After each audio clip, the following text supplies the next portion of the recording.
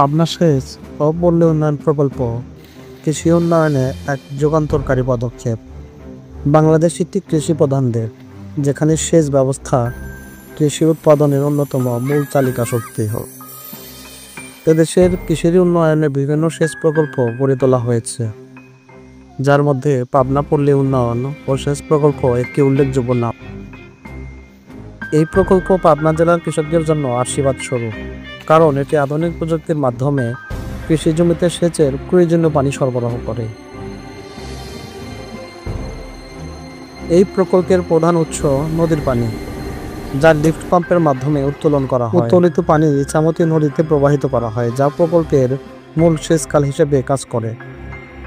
এরপরে পানি পর্যায়ক্রমে সেকেন্ডারি খাল, টারশিয়ারি খাল ও ড্রেনের মাধ্যমে কৃষকদের জমিতে পৌঁছায়।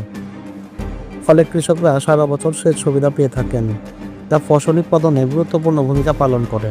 পাবনা পল্লী উন্নয়ন ও সেচ প্রকল্প শুধুমাত্র একটি সেচ ব্যবস্থা নয়, এটি কৃষি উৎপাদন ও খাদ্য নিরাপত্তার একটি গুরুত্বপূর্ণ অংশ। এর মাধ্যমে কৃষকরা তাদের জমি সর্বোচ্চ ব্যবহার নিশ্চিত করতে পারেন, যা বাংলাদেশের কৃষিখাতকে আরও শক্তিশালী করে তুলবে।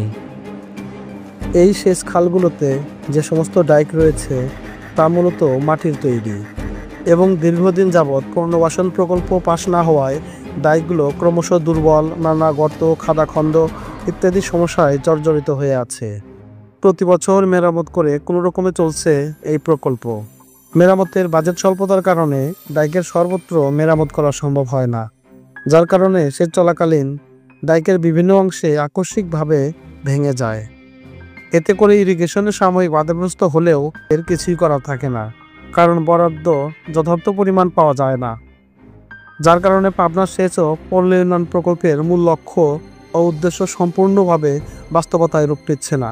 স্থানীয়রা সহ বিভিন্ন কৃষিবিদ মনে করেন, পুনর্বাসন প্রকল্প বাস্তবায়িত হলে এ প্রকল্প তার মূল লক্ষ্য ও উদ্দেশ্য সম্পূর্ণরূপে বাস্তবায়িত করতে সক্ষম হবে।